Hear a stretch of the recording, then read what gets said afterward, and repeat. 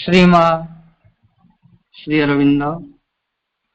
ଏହି ଶ୍ରୀ ଅରବିନ୍ଦ ପାଠଚିତ୍ରରେ ଅନଲାଇନ ମାଧ୍ୟମରେ ଯୋଗଦାନ କରିଥିବା ଭାଇ ଆପଣମାନଙ୍କୁ ନମସ୍କାର। ଆଜିର ଆଲୋଚ୍ୟ ବିଷୟ ଭଗବାନଙ୍କ ଲୀଳା ଓ ମଣିଷର ଦାୟିତ୍ୱ, ପଞ୍ଚମ ଭାଗ। ଭଗବାନଙ୍କ ଲୀଳା ଓ ମଣିଷର ଦାୟିତ୍ୱ, ପଞ୍ଚମ ଭାଗ। ଏହି ପ୍ରସଙ୍ଗରେ ଆଲୋଚନା କରିବା ନିମନ୍ତେ ଭୁବନେଶ୍ୱର ସପ୍ତଶତୀ ନଗରର ରବି ଭାଇ ରବିନାରାୟଣ ମହାନ୍ତିଙ୍କୁ ମୁଁ ଅନୁରୋଧ କରୁଛି। ରବି ଭାଇ ତାଙ୍କର ବକ୍ତବ୍ୟ ପ୍ରଦାନ କରନ୍ତୁ। ମୋ ଜୀବନର ପରମ ଆରାଧ୍ୟ ମା ଓ ଶ୍ରୀ ଅରବିନ୍ଦ, ଆତ୍ମନସୀ ଭାଇ ଭଉଣୀ ମାନଙ୍କୁ ମୋର ପ୍ରଣାମ।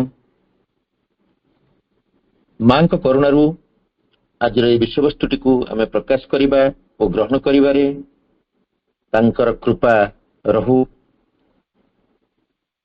ତାହା ହିଁ ମୋର ପ୍ରାର୍ଥନା। ଆଜି ଆମେ ବିଷୟବସ୍ତୁଟି ରଖିଛେ ଭଗବାନଙ୍କର ଲୀଳା ଓ ମଣିଷର ଦାୟିତ୍ୱ। ଆମେ ଗତ ଆଲୋଚନାରେ ଯୋଉ ବିଷୟ ଗୁଡାକ ନେଇଥିଲେ ପର୍ଯ୍ୟାୟକ୍ରମେ 2-3ଟା ଲାଇନ ଟିକେ ରିପିଟ କରିଦେଉଛି, ଉପଯୋଗୀ ହବ। ପ୍ରଥମ ଲାଇନ ହଉଛି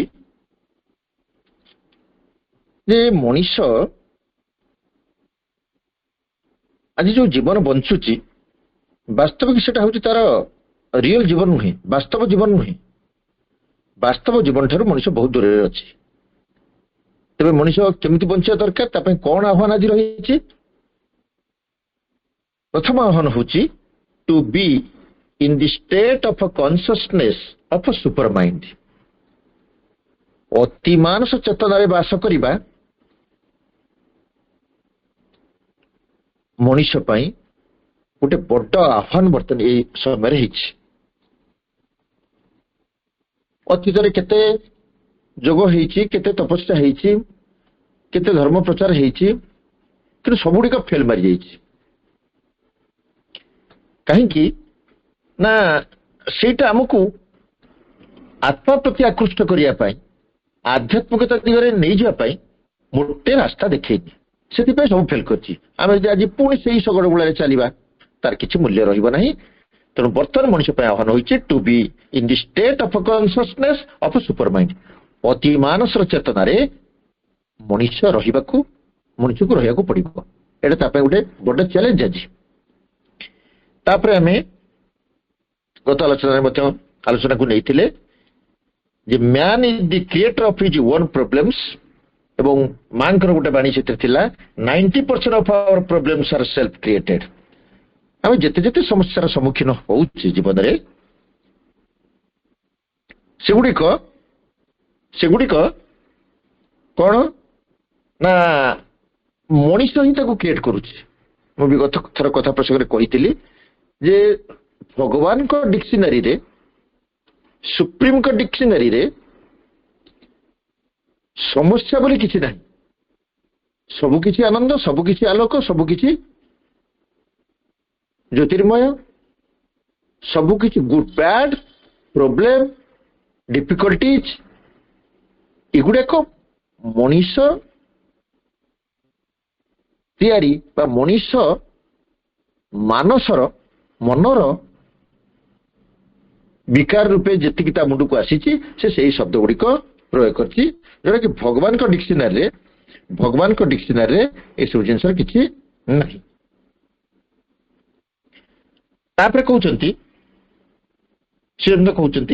ତୃତୀୟ ଲାଇନଟା ଆମେ ନେବା ଯେ the difficulties usually arise from the imperfect poise of the consciousness. The difficulties usually arise from the imperfect voyage of the consciousness। କଣ ତା ଅର୍ଥ? ଯୋଉ ସମସ୍ୟା କଥା କୁହାଯାଉଛି, ଡିଫିକଲ୍ଟି, କଷ୍ଟ କଥା କୁହାଯାଉଛି, ଯନ୍ତ୍ରଣା କଥା କୁହାଯାଉଛି, ଏଗୁଡାକ କଣ ନା ଅଶୁଦ୍ଧ ମଣିଷର ଅଶୁଦ୍ଧ ଚେତନାରୁ ହିଁ ଏଗୁଡାକ କ୍ରିଏଟ ହେଇଥାଏ, ଏଗୁଡା ଆସିଥାଏ, ଅଜ୍ଞାନତାରୁ ହିଁ ଆସିଥାଏ, ଅବିକଶିତ ଚେତନାରୁ ହିଁ ଏଗୁଡାକ ଆସିଥାଏ। तापरे कहउचंती problems are reason of ignorance मनीषर अज्ञानतार दृष्टिभंगी तार समस्या आमे को घटनाटी को केमिति देखिले ताकू जदि हमको कष्ट देला से भगवान को जाए केते भगवान धार धारती नहीं कि चेतना मनीषर चेतना एगुड़ाक धार धारे ना श्रीअरविंद जोगरे पूर्ण जोगरे श्रीअरविंद मनीष जीवन को तर्ण तर्ण करके परीक्षा करछंती तर्ण तर्ण करके एनालाइज करछंती एवं सेथुरु से स्पष्ट होइछंती बोली तो पूर्ण जोग को से प्रणयन करछंती आमे पूर्ण जोगरे पाद देइछे कि पाद देइछे कोन देइछे एटा हमर व्यक्तिगत कथा तबे से कहउछंती जे आध्यात्मिकता माध्यम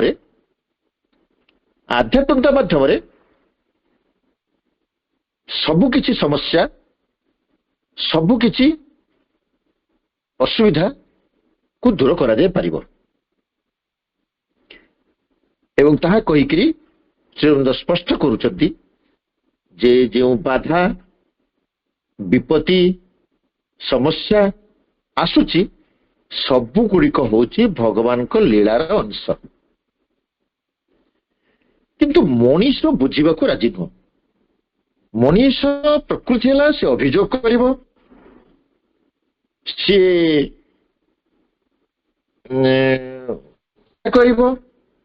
जोटा ताकू सुहाइला ठीक अच्छी जोटा न सुहाइला से भगवान दाय मनीष निज करने शिखिला नहीं आहरी स्पष्ट कर कहते जो कष्ट समस्या आसुची पूर्णांग जीवन प्रस्तुति भगवान लीला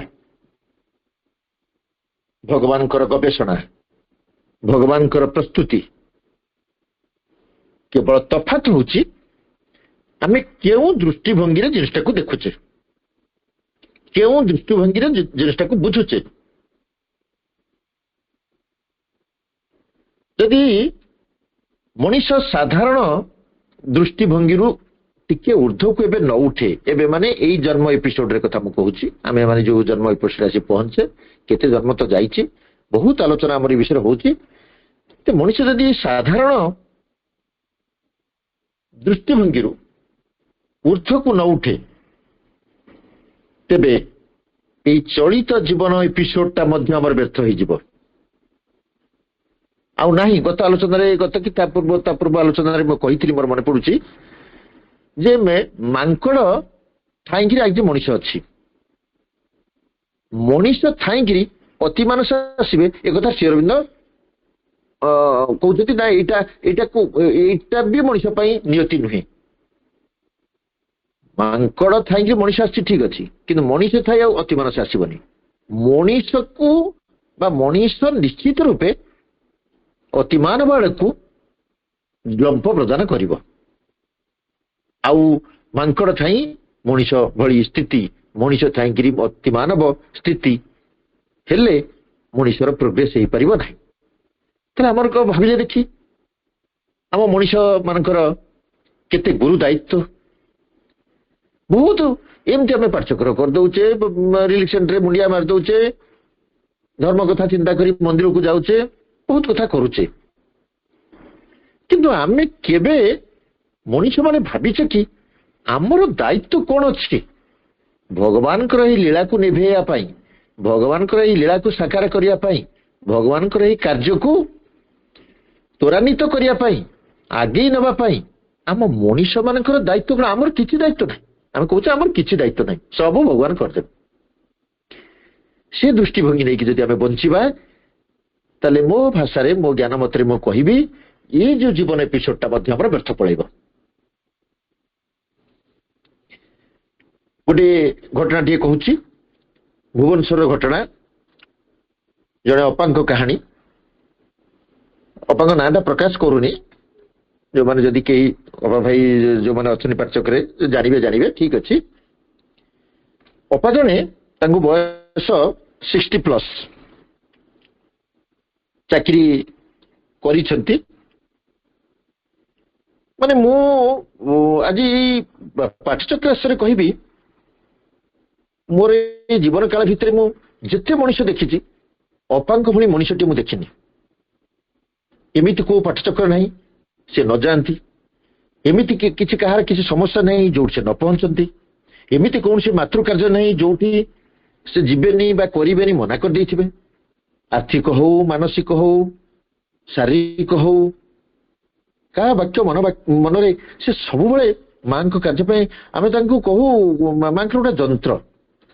ପଣ୍ଡିଚେରୀ ପାଇଁ ଟିକେଟ ହେଇନଥିବ, ସେ ମାନେ ଯୋଉ ଲାଟ୍ରିନ୍ ଡୋର ପାଖରେ ବସିକି ପଳେଇବେ, ପଣ୍ଡିଚେରୀ ଡର୍ମିଟାରୀ ଯାଇ ରହିଯିବେ, ଯାହା ବି ହଉ। ଏବେ ଏଇ 15 ରୁ 20 ଦିନ ଭିତରେ ତାଙ୍କର କ୍ୟାନ୍ସର ଡିଟେକ୍ଟ ହେଇଛି, ଲଙ୍ଗସ କ୍ୟାନ୍ସର, ଏବଂ ଡାକ୍ତର କହିଛନ୍ତି ତାଙ୍କର 4th ଷ୍ଟେଜ।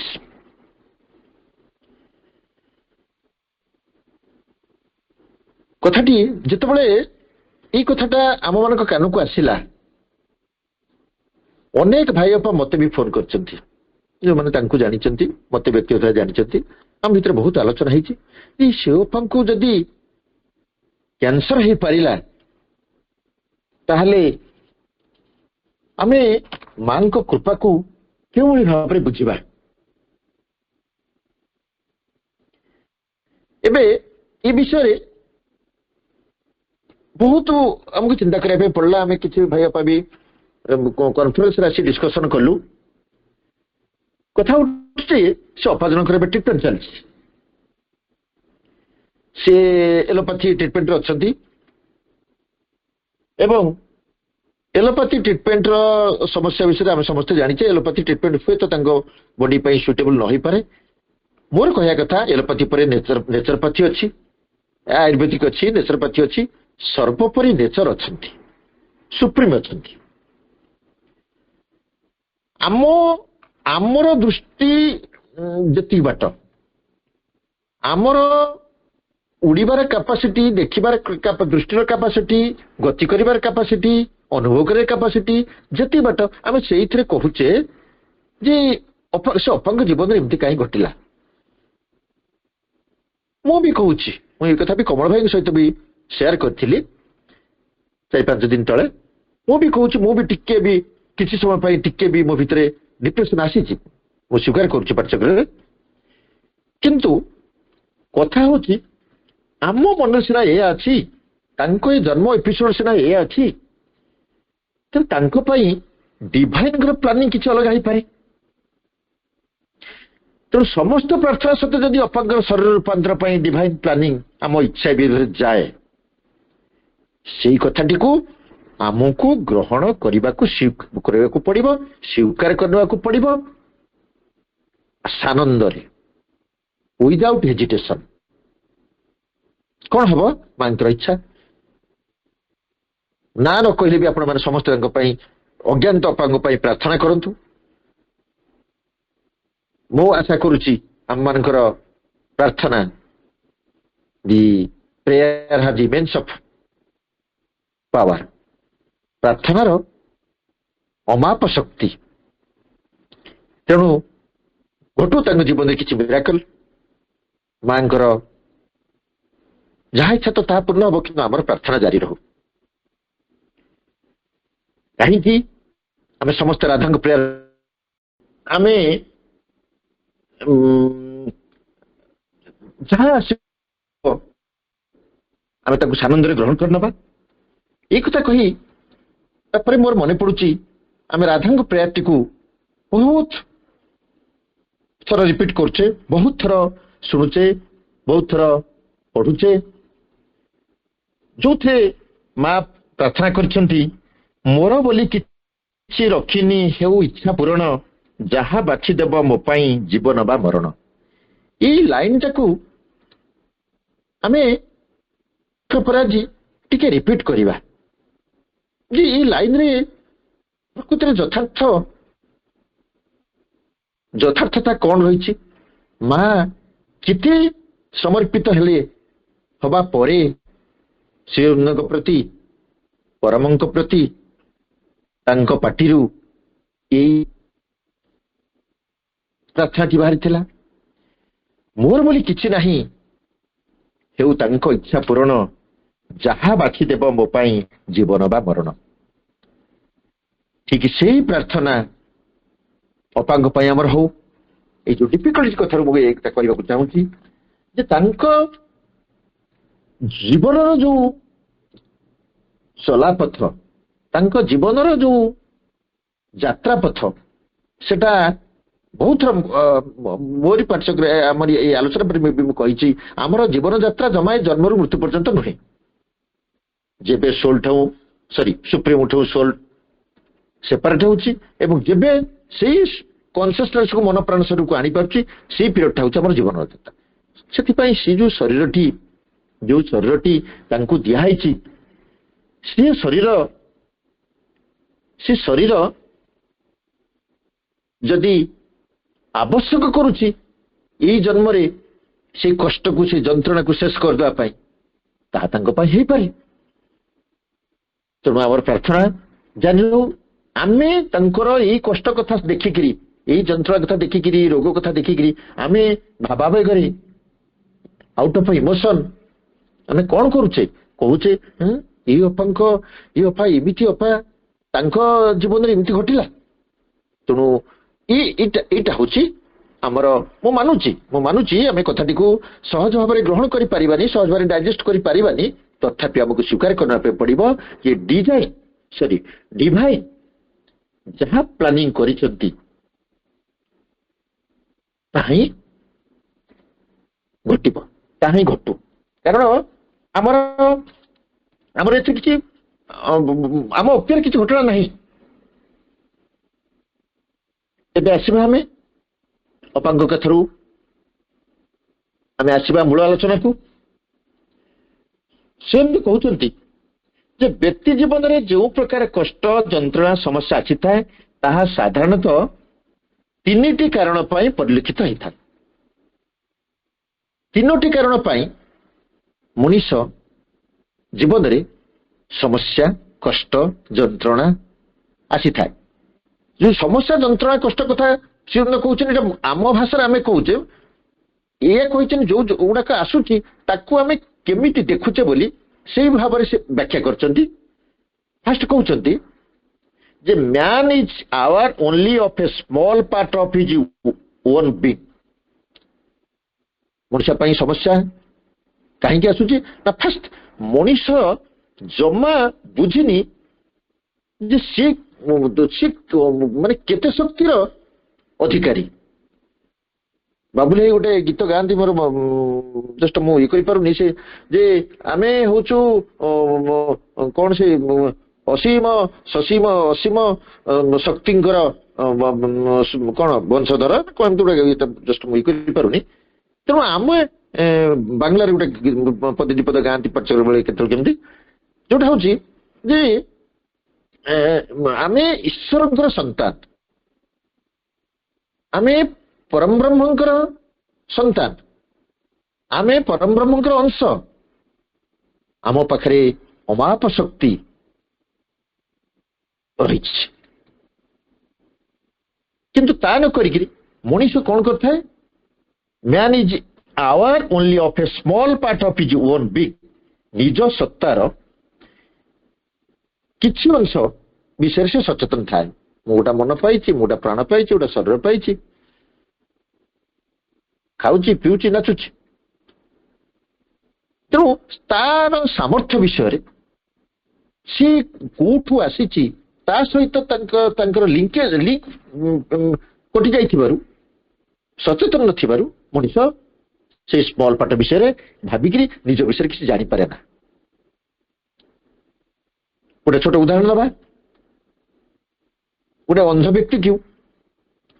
ବ୍ୟକ୍ତି କି ଆଗରେ ଆଣି ଗୋଟେ ହାତୀ ଚେପ, ଗୋଟେ ହାତୀ ପାଖରେ ଅନ୍ଧ ବ୍ୟକ୍ତିକୁ ଛିଡା କରିଦେଲେ। ସେ ପ୍ରଥମେ ତା ଗୋଡ ଛୁଇଁଲେ, ଗୋଡ ଛୁଇଁକିରି କହିଲେ ଯେ ଖମ୍ବ, ହାତୀଟା ଖମ୍ବ ଭଳିଆ। ତାପରେ କାନ ଛୁଇଁକିରି କହିଲେ ହାତୀଟା କୁଲା ଭଳିଆ। ଶୁଣ୍ଢ ଛୁଇଁକିରି କହିଲେ ହାତୀ ଅଜଗର ସାପ ଭଳିଆ।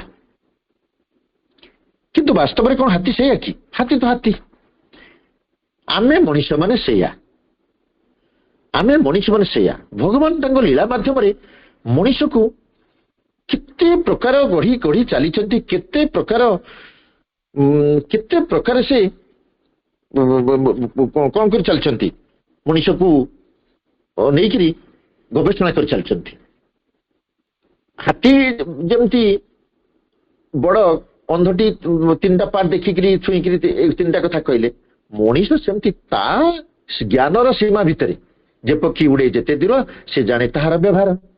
ମଣିଷ ତାର ଜ୍ଞାନର ପରିସୀମା ନେଇକିରି କାହିଁ ରୋଗ ହେଲା, କାହିଁକି ସେ ବ୍ୟକ୍ତିଙ୍କର ଆକ୍ସିଡେଣ୍ଟ ହେଲା, କାହିଁକି ସେ ଅପା ଭାଇ ଚାଲିଗଲେ, କାହିଁକି ମୋ ପୁଅର ଗୋଡ ଭାଙ୍ଗିଗଲା।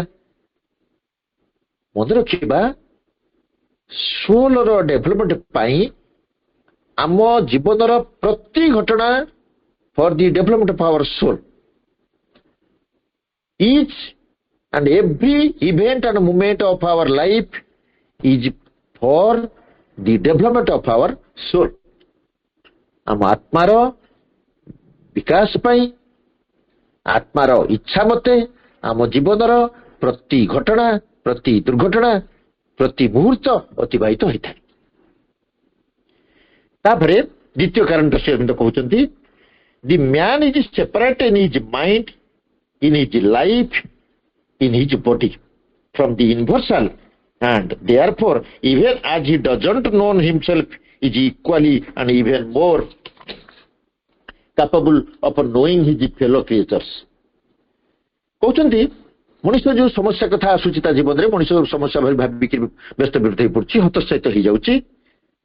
ତାପରେ ଶ୍ରୀଅରବିନ୍ଦ କହୁଛନ୍ତି, man is separated in his mind, in his life, in his body from the universal.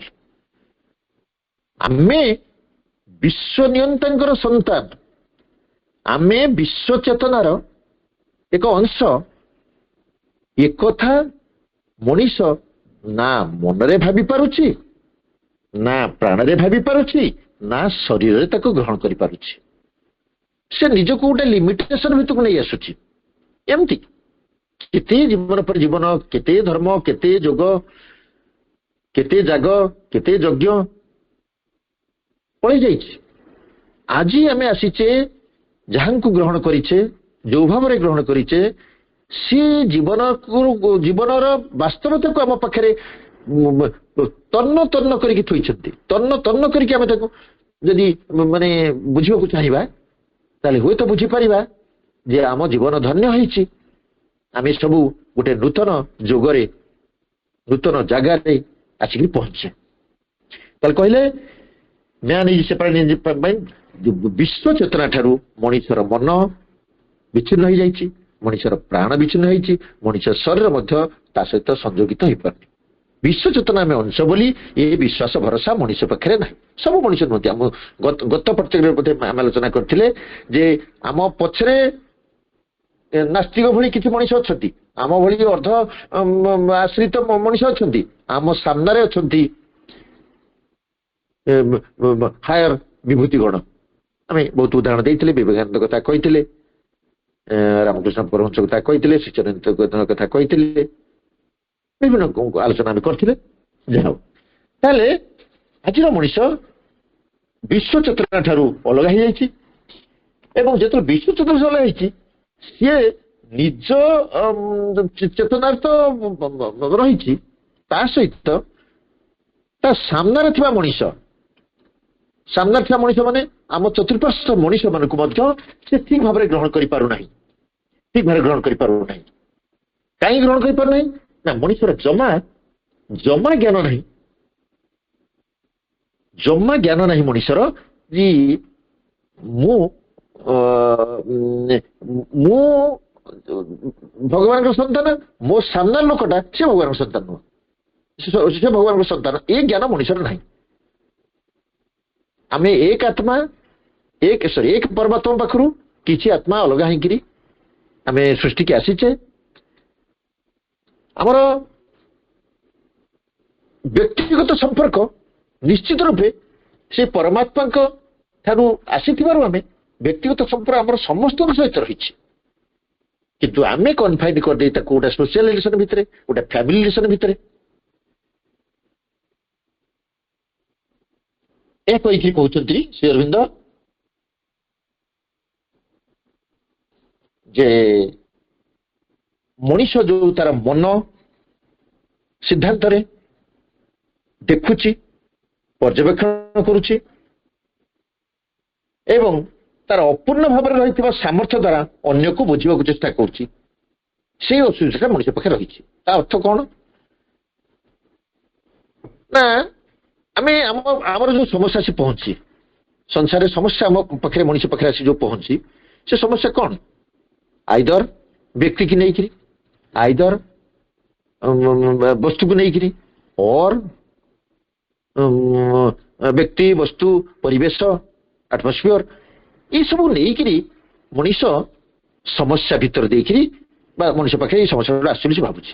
କିନ୍ତୁ ଆମେ ଯଦି ଭାବି ନିଅନ୍ତେ ବା ମଣିଷ ଯଦି ଭାବି ନିଅନ୍ତା ଯେ I am the part of the universal being, ମୁଁ ବିଶ୍ୱ ସତ୍ତାର ଏକ ଅଂଶ ଏବଂ we are the parts of the universal being, ଆମେ ମାନେ ବିଶ୍ୱ ସତ୍ତାର ଏକ ଅଂଶ, ତାହେଲେ କଣ ହୁଅନ୍ତା?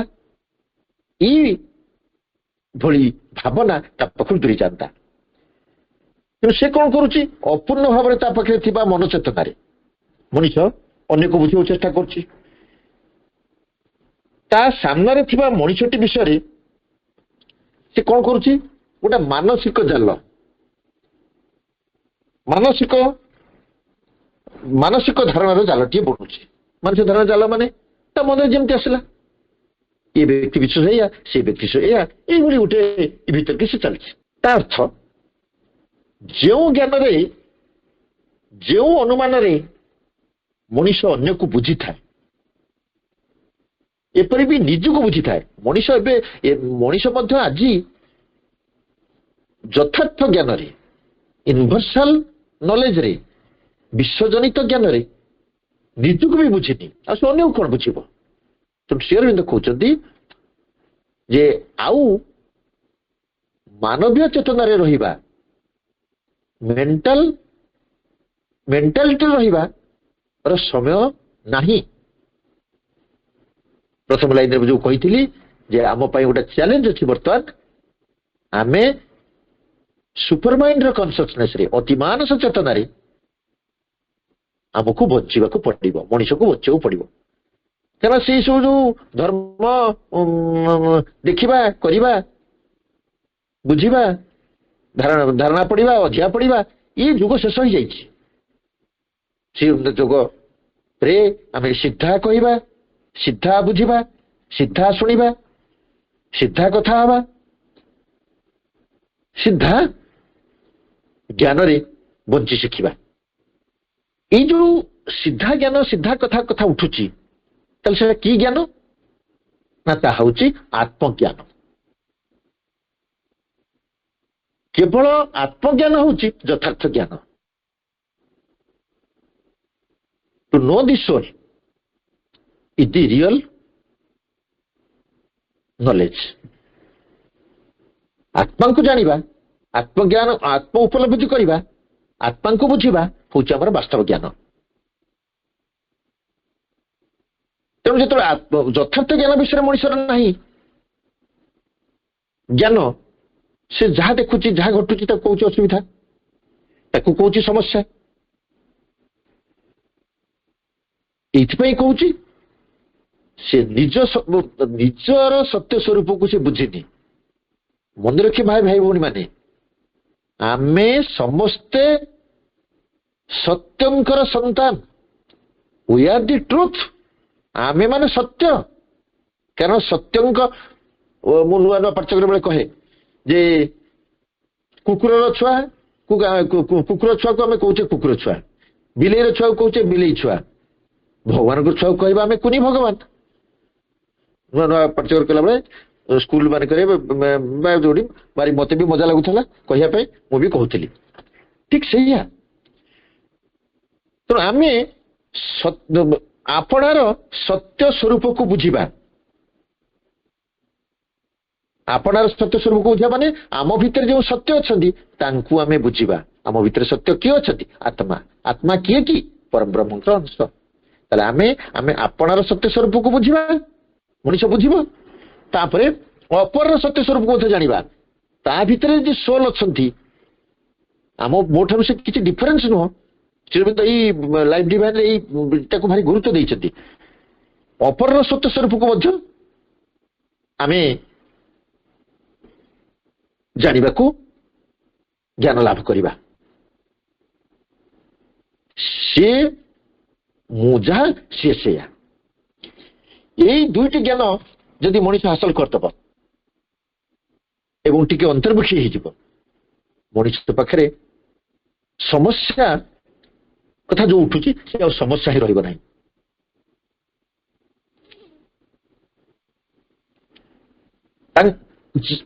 ଯାହା ସେ କରାଉଛନ୍ତି, ଯଦି ହଠାତ୍ ଗୋଟେ କିଛି ଚେଞ୍ଜେସ୍ ଆସିଯାଏ, ଯୋଉ ଆମର ଆଗରୁ ସବୁ କୁହାଉଥିଲା ଅଧିକା ପଡିଲେ ସେ ଯୋଉ ଇଏ କଲେ କଣ ଗୋଟେ ମିରାକଲ ଘଟିଯାଏ, ପାଣି ପିଇଦେଲେ। ଏଇ ଯୋଉ ଚକୋଲେଟ ଦେଖାଇବା, ଅଧିକା ପଡିବା, ଇଏ ଯୁଗ ସରିଛି। ଭଗବାନ କେବେ ଚକୋଲେଟ ଦିଅନ୍ତିନି, ଭଗବାନ କେବେ ଚକୋଲେଟ ଦିଅନ୍ତିନି, ଚକୋଲେଟ ବାଣ୍ଟନ୍ତିନି। ସାମୂହିକ ମିଠା ଟିକେ ଦେଇ ଭଗବାନଙ୍କ କାର୍ଯ୍ୟ ସେଟା ନୁହଁ। ଭଗବାନ କଣ କରନ୍ତି, ମଣିଷକୁ କଷଟି ପଥରରେ ନେଇକିରି ଗଢନ୍ତି, ତାଙ୍କର ଯୋଗ୍ୟ ସନ୍ତାନ ହେବାକୁ ପ୍ରସ୍ତୁତ କରନ୍ତି। ତେଣୁ ଏଟା ହଉଛି ତାଙ୍କ ଲୀଳାର ଅଂଶ। ମଣିଷ ହଉଛି ଗୋଟେ ବିଚିତ୍ର ମନୋମୟ ଜୀବ।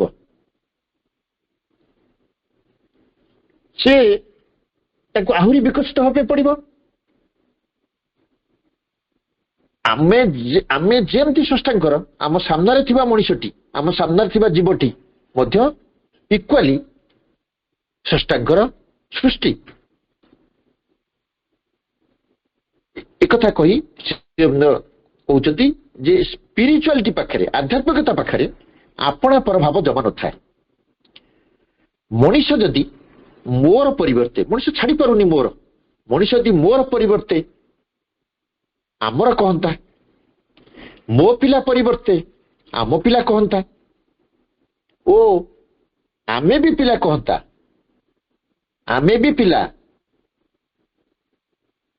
ଶୁଣିବା ପାଇଁ କେମିତି ଲାଗୁଛି ମୁଁ ଜାଣିନି, ଆମେ ବି ପିଲା କହନ୍ତା, ଆମେ ତ ସମସ୍ତେ ପରମ ବ୍ରହ୍ମଙ୍କର ସନ୍ତାନ, ତେଣୁ ଆମେ ବି ପିଲା। ତାପରେ କଣ ହନ୍ତା, ପରମ ବ୍ରହ୍ମଙ୍କର ଯୋଉ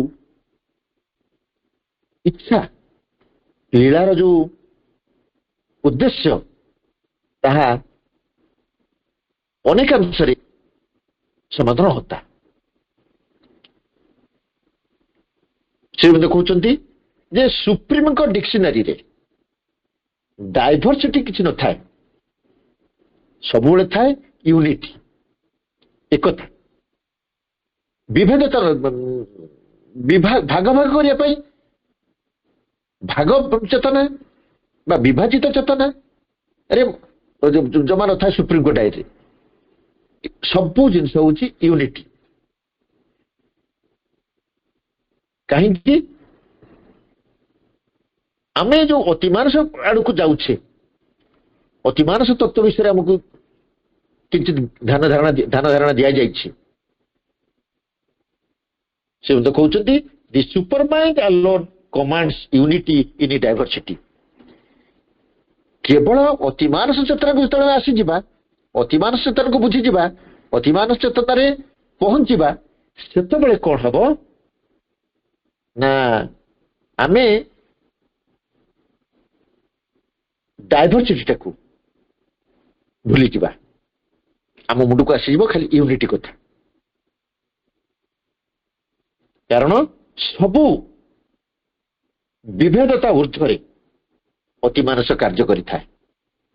ତାକୁ ଅନ୍ୟ ଭାଷାରେ ଆମେ କହିପାରିବା, ଏକମାତ୍ର ଅତିମାନସ ହିଁ ବହୁ ଭିତରେ ଏକତ୍ୱ ଜ୍ଞାନର ଅଧିକାରୀ ହୋଇଥାଏ।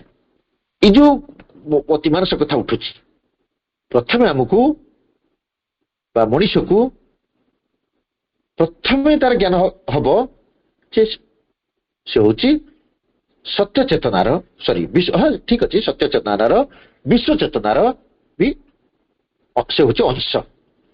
ଆମର ଏଇ ଅନୁଭବ ଆସିନି ବୋଲି ଆମେ ଜୀବନ ପରେ ଜୀବନ ବ୍ୟର୍ଥ କରିକି ଚାଲିଛେ, ଜୀବନ ପରେ ଜୀବନ ବ୍ୟର୍ଥ କରିକି ଚାଲିଛେ। ମୁଁ ଯୋଉ ଅପାଙ୍କ କଥା କହୁଥିଲି, ଯୋଉ ଅପାଙ୍କୁ କ୍ୟାନ୍ସର ହେଇଛି ବୋଲି କହୁଥିଲି, ସେ ଗୋଟେ ଆମ ପାଇଁ ଗୋଟେ, ଆମେ ଯୋଉମାନେ ତାଙ୍କୁ ଜାଣିଛୁ ଗୋଟେ ଜୀବନ୍ତ ଉଦାହରଣ। ସେ ଅପାଙ୍କର ଏମିତି ଆହୁରି ଅନେକ ଅପା ଭାଇ ଅଛନ୍ତି, ମୁଁ ସେ ଅପାଙ୍କ କଥା ପଢିଥିଲା ବୋଲି କଥାଟି କହୁଛି। ଆମେ ଦେଖିଛେ ଅନେକ କିଛି ଅପା ଭାଇ, ସେମାନଙ୍କର ଆପଣା ପ୍ରଭାବ କିଛି ନଥାଏ। କାହାର କିଛି ଅସୁବିଧା ହେଲେ ସେମାନେ ଭାବନ୍ତି ସତେ ଯେପରି ନିଜ ପରିବାରର କାହାର କିଛି ଘଟିଛି। ସେହି ପରିସ୍ଥିତିରେ ସେମାନେ ଆତ୍ମୀୟତା ଭାବ ଦେଖାନ୍ତି, ଅନ୍ୟ ପାଇଁ ପ୍ରାର୍ଥନା କରନ୍ତି, ନିଜ ସାମର୍ଥ୍ୟ ମତେ ନିଜକୁ ନିୟୋଜିତ କରନ୍ତି। ଏଇ ଯୋଉ କାର୍ଯ୍ୟଟି ଯେତେବେଳେ ସେଇ ସମଭାବାପନ୍ନ ମଣିଷ ସେଟା ପୂର୍ବ କୋଉ କୋଉ ଜନ୍ମରୁ ଟିକେ ଟିକେ ଟିକେ ଟିକେ ହେଇକି ସେ ଆସି ଏଇ ଜନ୍ମରେ ସେ ଅପାଭାବରେ ପହଞ୍ଚନ୍ତି, ବା ଆମେ ମଣିଷ ମାନେ କିଛି ମଣିଷ ପହଞ୍ଚେ, ଯିଏ ପହଞ୍ଚେ। କିନ୍ତୁ ଏଠି ସମାଜର କିଛି ବ୍ୟକ୍ତିବିଶେଷ ତାଙ୍କୁ ସମାଲୋଚନା କରିଥାନ୍ତି। କିଏ କହେ ଦେଖେଇ ହଉଛି, କିଏ କହୁଛି ତାଙ୍କର କିଛି ଉଦ୍ଦେଶ୍ୟ ଅଛି ବୋଲି ସେ ଆସିକିରି କାର୍ଯ୍ୟ କରୁଛନ୍ତି, କିନ୍ତୁ ବାସ୍ତବ କଥା ତା ନୁହେଁ। ବାସ୍ତବତା ହଉଛି ଯେ ଯିଏ ଯେତିକି ଡେଭଲପ ହେଇକି ଆସିଛି, ତା ପ୍ରାଣ, ତା ମନ, ତା ହୃଦୟ ସେମିତି ଆନ୍ଦୋଳିତ ହଉଥିବ। ସିଏ ବିଶ୍ୱ ଚେତନାର କିଛି ଝଲକ ପ୍ରାପ୍ତ ହେଇଛନ୍ତି ବୋଲି ତାଙ୍କର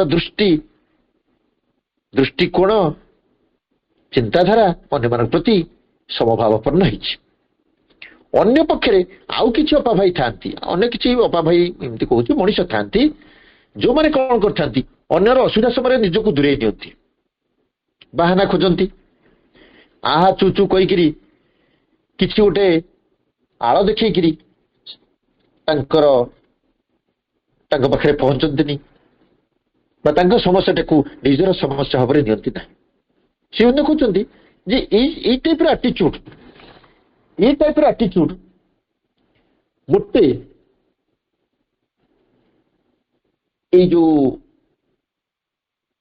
ମେଣ୍ଟାଲ ଜ୍ଞାନ ଦ୍ୱାରା, ମନୋଜ୍ଞାନ ଦ୍ୱାରା, ମନୋବୁଦ୍ଧି ଦ୍ୱାରା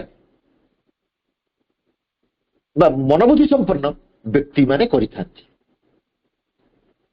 କିନ୍ତୁ ଯୋଉମାନେ ସୁପରମାଇଣ୍ଡ ଆଡକୁ ଅନୁପ୍ରବେଶ କଲେଣି ମାନେ ପୂର୍ବଜନ୍ମର ସେତିକି ଗୋଟେ ଷ୍ଟେଟ୍ ଅଫ୍ କନସିୟସରେ ସେମାନେ ସେତିକି ଆଗେଇଥାନ୍ତି ବୋଲି ଏଇଭଳି ଭାବନା କିଛି ଲୋକ ଭିତରେ ଆସେ। ସେ କହୁଛନ୍ତି ଯେ ଆମେ ମାନସିକ ଜ୍ଞାନ ମାଧ୍ୟମରେ ନୁହେଁ, ସଚେତିତ ଜ୍ଞାନ ମାଧ୍ୟମରେ, ବାଇ କନସିୟସ୍ ନଲେଜ, ଏଇ ସବୁ ଅସୁବିଧାରୁ ନିଜକୁ କଣ କରିପାରିବା, ନିଜକୁ ବା ଅନ୍ୟକୁ ରକ୍ଷା କରିପାରିବା, ବା ସେଇଥିରେ ଆମେ ବାସ କରିପାରିବା। ସେ କହୁଛନ୍ତି we must arrive at a conscious unity with our fellow beings and not merely at the sympathy created by love or the understanding created by the mental knowledge। ଦେଖନ୍ତୁ କଥାଟିକୁ କହୁଛନ୍ତି ଆମେ ମଣିଷ ମାନେ କଣ କରୁଛେ, ଯଦି କେତେବେଳେ ଆମର କେହି ବନ୍ଧୁବାନ୍ଧବ କଥା ଛାଡ଼ନ୍ତୁ, ପଡୋଶୀ, ଏନି ପର୍ସନ ଯଦି କିଛି ଅସୁବିଧାରେ ପଡିଛନ୍ତି, ଆମେ ତାଙ୍କୁ ଗୋଟେ ସିମ୍ପାଥି ଦୃଷ୍ଟିରୁ ଦୟାକରି ତମର ଏମିତି ଘଟିଲା, ଆରେ ଅପା ତମର ଏମିତି ହେଇଗଲା, ସେ ତ କହୁଛନ୍ତି ଏଇ ଯୋଉ ସିମ୍ପାଥି ଜନିତ ଲଭ, ଭଲ ପାଇବା ଜନିତ ଭାଷାରେ ଆମେ ତାଙ୍କୁ ଦେଖିବା, ଏଇଟା ଜମା ନୁହେଁ। କୋଉଥିରେ ଦେଖିବା, we must arrive at a conscious unity with our fellow beings and not merely at the sympathy created by love or understanding created by mental knowledge। ମନ ଯୋଉ ଜ୍ଞାନ ପାଇଛି, ଆମ ମାନସ ଯୋଉ ଜ୍ଞାନ ପାଇଛି, ସେଇ ଜ୍ଞାନ ବଳରେ ଏଇଭଳି ବ୍ୟବହାର କଲେ ହବନି। ସେ କହୁଛନ୍ତି ଏଇ ଜ୍ଞାନଟା କଣ, which will always be the knowledge of their superficial existence। କହୁଛନ୍ତି ଏଇଟା ଗୋଟେ ଉପର ଠାଉଣିଆ ତମର ସ୍ଥିତି, ଯଦି ଏଇଭଳି କଥା କହିବ ଏଟା ଉପତ୍ୟାକୃତି। ତାହେଲେ ଆମେ ଆମେ ପରସ୍ପରକୁ କେମିତି ଦେଖିବା? ଏଇଟା ହେଇଯିବନି, ଏ ଜନ୍ମରେ ହେଇଯିବ ମୁଁ କହୁନି। କିଛି ବ୍ୟକ୍ତି ବିଶେଷ ଅଛନ୍ତି, ମୁଁ ତ କହିଲି ସପାଙ୍କ କଥା କହୁଛି, ସପାଙ୍କ କଥା କହୁଛି, ସେ କାହାକୁ ଭଲ ପାଆନ୍ତି ଏମିତି କେହି ମଣିଷ ନାହାନ୍ତି ମୁଁ ଯେତିକି ଜାଣିଛି। ସେ କେହି ବି କେବେ କହିପାରିବେନି ସେ ଏକ ସପାଟି ଏମିତି କହିଲେ ବା ଖରାପ ଖରାପ କଥା ମୁଁ କହୁନି, ନାଇଁ କଣ ସପା, ଏକଥା କେହି କହନ୍ତିନି। ଆରେ ସେଇ ଅପା ଭଲ ମଣିଷଟିଏ। ଆମେ ପ୍ରତ୍ୟକ୍ଷଦର୍ଶୀ, କେତେ ପରିବାର ସୁବିଧା ଅସୁବିଧା ଯାଇକି ସେ ପପା ପହଞ୍ଚି ଯାଆନ୍ତି, ଆଶ୍ଚର୍ଯ୍ୟ ଲାଗେ। ତାହେଲେ ଆମେ ଯଦି ବିଶ୍ୱ ଚେତନା, ଆମର ସମସ୍ୟା କଥା ଉଠିଥିଲା, ଆମେ ଯଦି ବିଶ୍ୱ ଚେତନାର ଏକ ଅଂଶ ବୋଲି ଭାବିଦେବା, ତାହେଲେ ଆମ ସାମ୍ନାରେ ଥିବା ମଣିଷଟିକୁ ଆମେ କେବେ ଭାବି ପାରିବା ନାହିଁ ସେ ଆମର ପର ବୋଲି। ତାହେଲେ ମଣିଷ ଜୀବନରେ ଯୋଉ ସମସ୍ୟା ଆସୁଛି ତାର ସମାଧାନ ପନ୍ଥା ପ୍ରଥମେ ସେ ବୁଝିବ, ମୁଁ ସତ୍ତାଟି ବିଶ୍ୱ ଚେତନା ଅଂଶ ଓ ଆମେ ସତ୍ତାଟି ମଧ୍ୟ ତଦନୁରୂପ। ତା ଅର୍ଥ ମୁଁ କହିକିରି ଆମେ ଯୋଉ କନଫାଇଣ୍ଡ ହେଇଯାଉଛେ, ଲିମିଟେଡ ହେଇଯାଉଛେ, ଗୋଟେ ସୀମାବଦ୍ଧତା ଭିତରେ ନିଜକୁ ରଖିଦଉଛେ,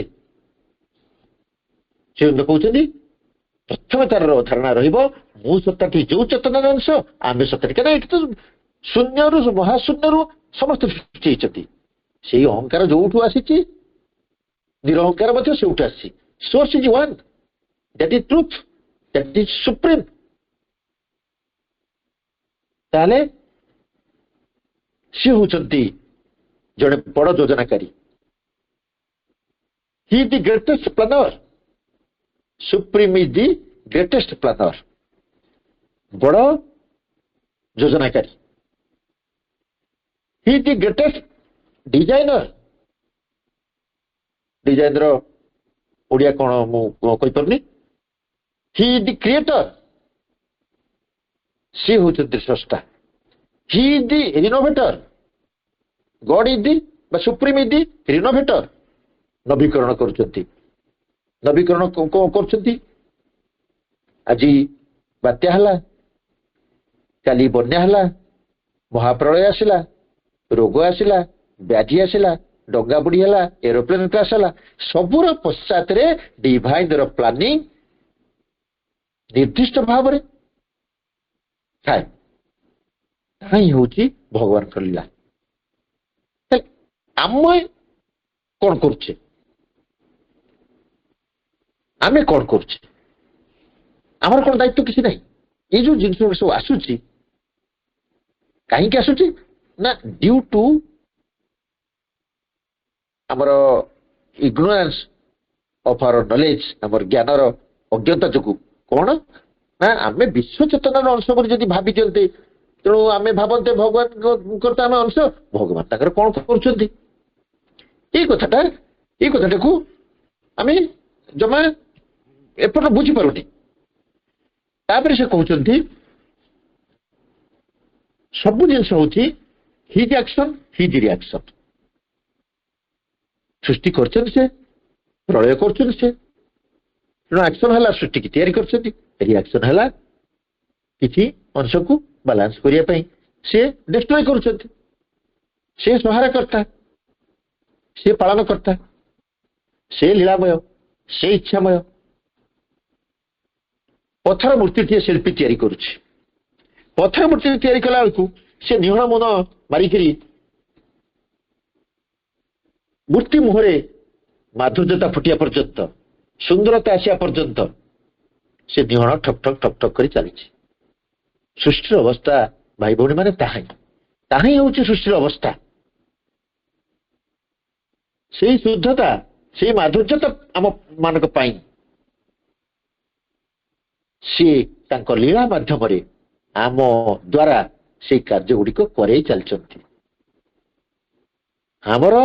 ଆମର ସୌଭାଗ୍ୟ, ପରମ ସୌଭାଗ୍ୟ, ଆମେ ଟିକେ ଟିକେ ବୁଝିଲେଣି, ଆମେ ସୁଯୋଗ ପାଇଛେ ତାଙ୍କ କାର୍ଯ୍ୟରେ, ତାଙ୍କ କଥାକୁ ବୁଝିବା ପାଇଁ, ତାଙ୍କ ଲୀଳାକୁ ବୁଝିବା ପାଇଁ।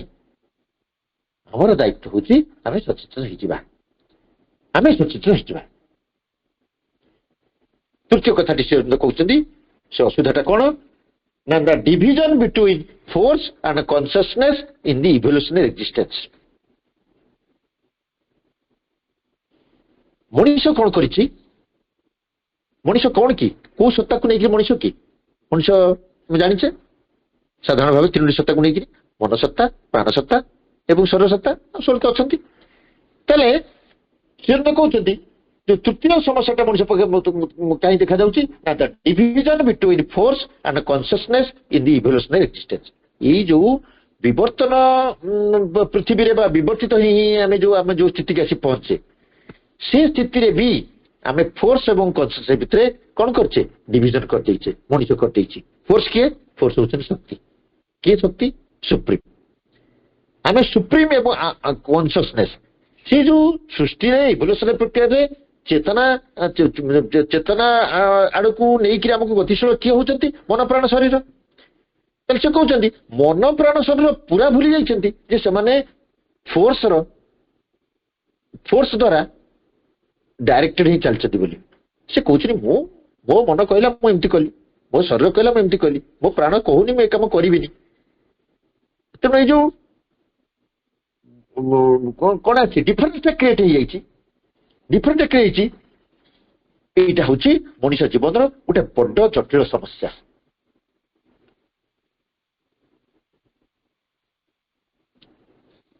ଗୋଟେ ବହୁତ ଥର ଆମେ ପାଠରେ ଆଲୋଚନା କରିଛେ, ମୋର ମନେ ହଉଛି ମୁଁ କହିଛି ଯେ ଆମେ ଯୋଉ ମନ, ପ୍ରାଣ, ଶରୀର ପାଇଛେ, ଇଏ ମନ, ପ୍ରାଣ, ଶରୀର ପ୍ରତି ଜୀବନରେ ବା ଆଜି ଏଇ ବର୍ତ୍ତମାନ ଯୋଉ ଜୀବନ ଆମେ ଅଛେ ସେ ଜୀବନରେ ଆମର ମନଟା ଯେତିକି ଡେଭଲପ ହେଇଥିବ, ପ୍ରାଣଟା ଯେ ସେତିକି ଡେଭଲପ ହେଇଥିବ, ବା ଶରୀର ସେତିକି ସୁନ୍ଦରତା ପ୍ରାପ୍ତ ସେତିକି ଡେଭଲପ କରିଥିବ ତା ନୁହେଁ।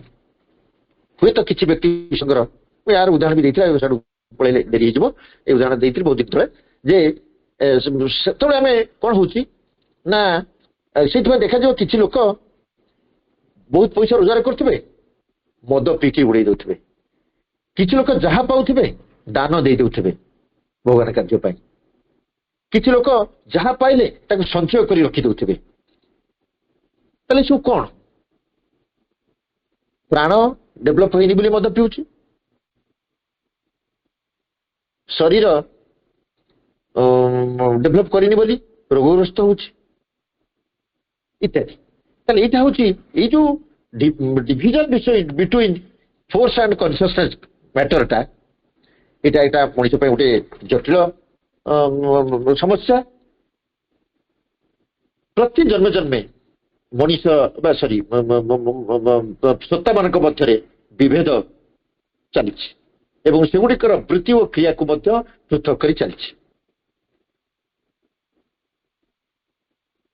ପ୍ରଥମ ଆମମାନଙ୍କ ଜୀବନରେ କଣ ଚାଲିଛି? ପ୍ରଥମତଃ ପ୍ରାଣ ସହିତ ଦେହର ଯୁଦ୍ଧ ଚାଲିଛି। ବିବର୍ତ୍ତନ ପ୍ରକ୍ରିୟାରେ ଶରୀର ମାନେ ଆସ୍ତେ ଆସ୍ତେ ଡିକେ ଆଡକୁ ଯାଉଥିବାରୁ କଣ କରାହଉଛି ନା ପ୍ରାଣ ଚାହୁଁଛି, ଶରୀରକୁ ବାଧ୍ୟ କରୁଛି ଯେ ତୁ ତୋର ନିଜ କାମନା ବାସନାର ପରିତ୍ୟକ୍ତି କର। ଭାବନ୍ତୁ କଥାଟି, ମନ, ପ୍ରାଣ, ଶରୀର ତିନିଟା ସତ୍ତା। ଫାଷ୍ଟ କହୁଛନ୍ତି ଶ୍ରୀ ଅରବିନ୍ଦ ଯେ ପ୍ରାଣ ସହିତ ଦେହର ଯୁଦ୍ଧ ଚାଲିଛି। ପ୍ରାଣ କହୁଛି ମୁଁ ମୋର କାମନା ବାସନା ପରିସ୍ଥିତି ପାଇଁ ଏଇଟା ଖାଇବି, ସେଇଟା ପିନ୍ଧିବି, ସେଇଟା କରିବି, ଏ ଅକାର୍ଯ୍ୟ କରିବି, ସେ କୁକାର୍ଯ୍ୟ କରିବି ଇତ୍ୟାଦି ଇତ୍ୟାଦି ଯାହା ହେଇପାରେ। କିନ୍ତୁ ଶରୀରର ସେ ସାମର୍ଥ୍ୟ ନାହିଁ, ଶରୀର ଆସ୍ତେ ଆସ୍ତେ ଡିକେ ଆଡକୁ ଯାଉଛି, ଆସ୍ତେ ଆସ୍ତେ ସେ ସାମର୍ଥ୍ୟ ହରେଇବାକୁ ଯାଉଛି। କିନ୍ତୁ ତାକୁ କିଏ ବାଧ୍ୟ କରୁଛି?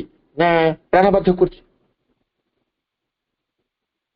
ତାର ଆବେଗର ତୃପ୍ତି ସାଧନ ପାଇଁ ଶରୀର ଉପରେ ପ୍ରେସର କରୁଛି। ଆମେ ଛୋଟିଆ ଏକ୍ସାମ୍ପଲ ନେଇପାରିବା। ଧରନ୍ତୁ ପ୍ରାଣ କହୁଛି ଆମେ କହୁଛୁ ମୁଁ ଯାତ୍ରା ଦେଖିଯିବି, ମୁଁ ସିନେମା ଦେଖିଯିବି, କିନ୍ତୁ ଶରୀର ବିଶ୍ରାମ ଚାହୁଁଛି, କିନ୍ତୁ ପ୍ରାଣ ତାପରେ ଚାପ ପକଉଛି ଶରୀର ଉପରେ। ଇଏ ଗୋଟେ କଥା କମନ ଉଦାହରଣ ଦେଲି,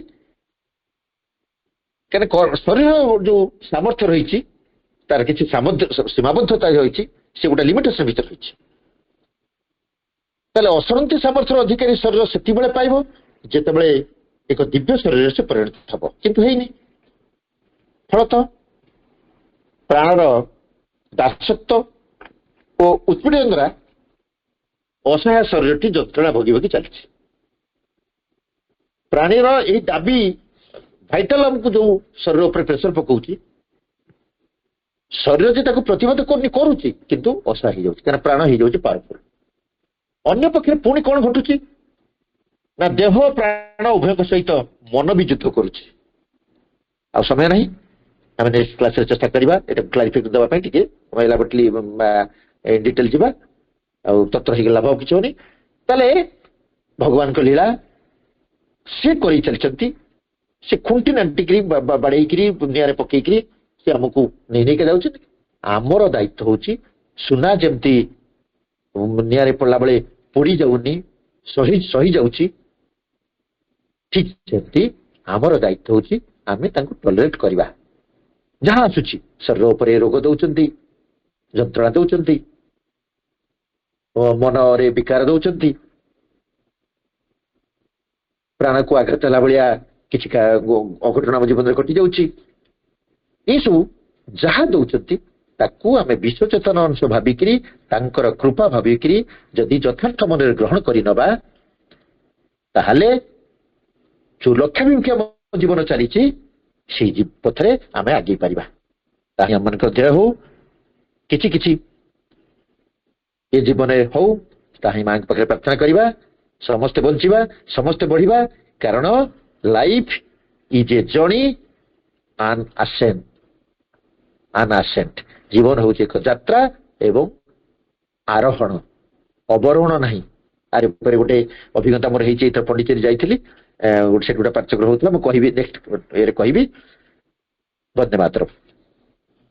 ବର୍ତ୍ତମାନ 1 ମିନିଟ ମାଙ୍କ ନାମ ଜପ କରିବା ସହିତ ଆଜିର ଶ୍ରୀ ଅରବିନ୍ଦ ପାଠଚକ୍ରକୁ ସମାପ୍ତ କରିବା। ମା ମା ମା ମା ମା ମା ମା ମା ମା ମା ମା ମା ମା ମା